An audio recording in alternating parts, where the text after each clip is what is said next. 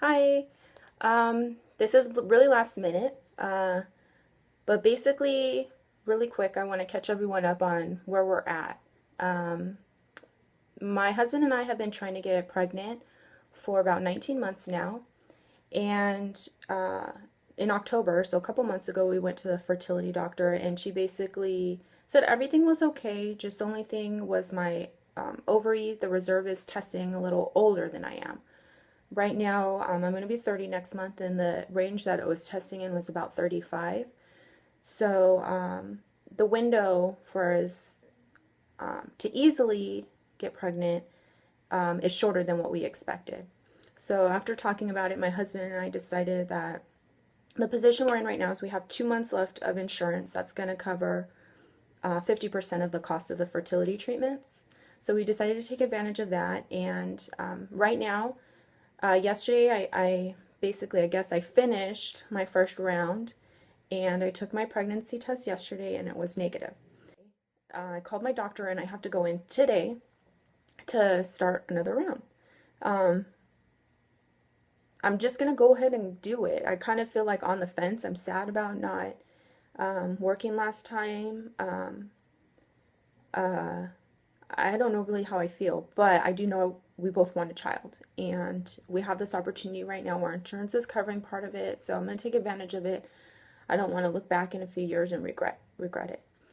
So what I'm expecting today is it's the first day of my menstruation, and I'm expecting that they're going to do an inner uteral ultrasound, and they're just going to go and look in my uterus and make sure basically there's nothing in it, and then they'll kind of start me with what medications and what the plan is. The last cycle was really successful in my opinion, that the medicines I took, I was able to produce 4 eggs, but none of them ended up taking. So my body did really well with the medicine, so we'll see how it works this month. That's what I'm getting ready for right now. And hopefully things are successful again this time, and well, we'll see. All right, I'll talk to you later and update you more about what medicines I'm on, what side effects they are, the whole process of what we're going through and everything. I still hard for me to believe, like after going through all these treatments, that didn't work, and after having so many good eggs, like it didn't work.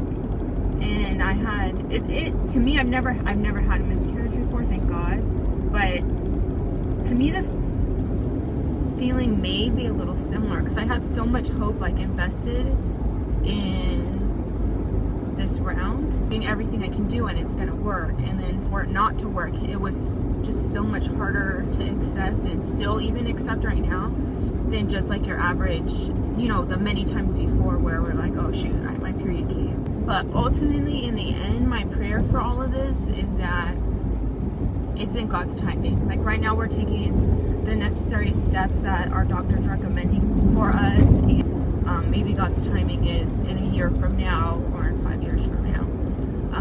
But I definitely don't want to have a baby outside of God's timing. So I don't want to push so hard for something that's not in His will. So we'll see. A lot you think about.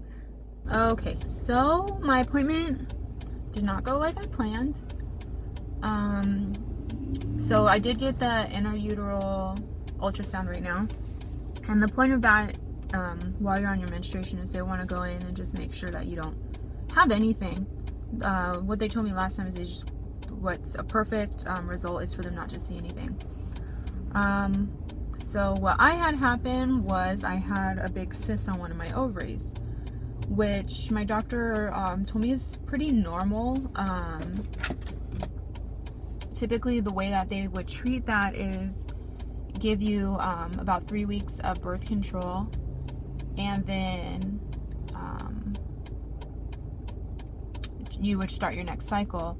So right now it's mid-December. That would put us like almost mid-January. And I mentioned earlier that my insurance is going to end at the end of this month. And the reason why is because my husband's actually starting medical school next month, which is great. But that gives us two problems with the prognosis right now.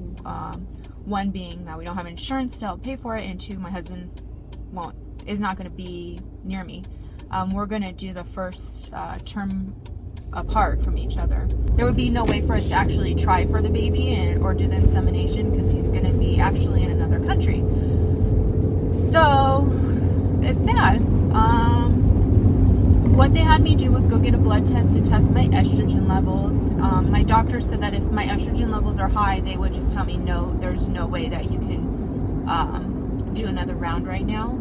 She said if they are lower, I would have the option to do another round if I wanted, but most people wouldn't choose to do it because the ovary that has the cyst on it is not going to produce any eggs.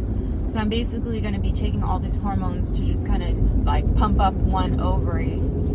I'm going to call back tomorrow and see what my estrogen levels are, but as of right now, I'm pretty sure like we're not going to get another chance.